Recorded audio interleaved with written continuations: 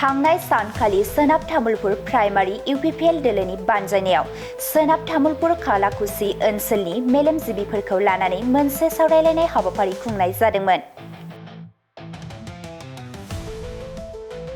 बे हाबाफारिखौ तामुलपुर जिल्लानि सिङाव थानाय तेतिलिगुरि माइनाव आरो श्री श्री लोखि थानसालिनि नब्लाङाव खुंनाय जादोंमोन।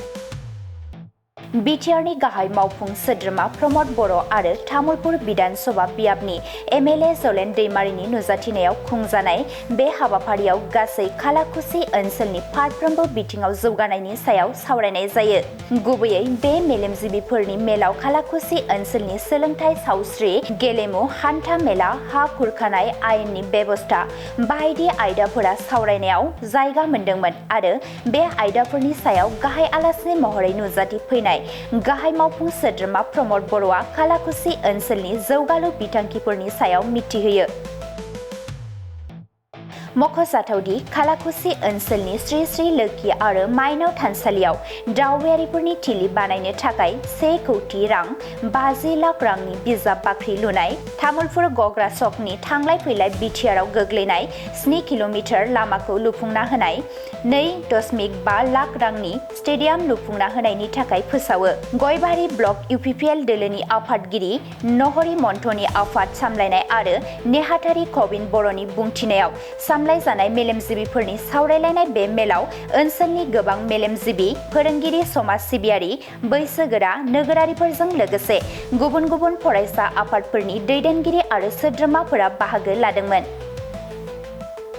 तामुलपुरটো আমাৰ তামুলপুৰৰ এটা বৃহত্তৰ অঞ্চল।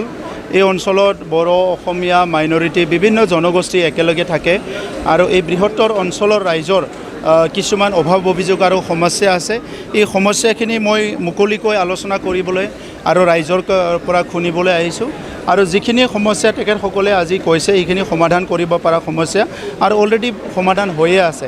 গতিকে যিখিনি ইনফ্ৰাষ্ট্ৰাকচাৰৰ কথা কৈছে আমাৰ তামুলপুৰ ঘগ্ৰাপাৰ ৰাস্তা, সেইটো মই মুখ্যমন্ত্ৰী ডাঙৰীয়াক অনুৰোধ কৰিম আৰু লগতে নিশ্চিতত যিটো দিয়া হৈছে সেইটো যাতে চেংচন কৰিব পৰা যায়, সেইটো আমি অলপ আৰু প্ৰেছাৰ দিবৰ কাৰণে চেষ্টা কৰিম।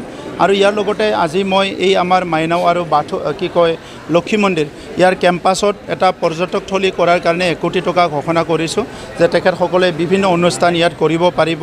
50 লাখ টকাৰ এটা লাইব্ৰেৰী নিৰ্মাণ কৰাৰ কথা কৈছোঁ আৰু 2.5 কোটি টকাৰ এটা ষ্টেডিয়াম নিৰ্মাণ কৰাৰ কথা কৈছোঁ, কাৰণ এই বৃহত্তৰ কালাকুচি অঞ্চলত ভাল ষ্টেডিয়াম নাই, যাৰ কাৰণে ল'ৰা ছোৱালী খেলিব নোৱাৰে আৰু সেইকাৰণে এই গোটেইখিনি কামখিনি অহা 20 তাৰিখৰ আগত চেংচন কৰি থৈ যাবলৈ মই চেষ্টা কৰিম।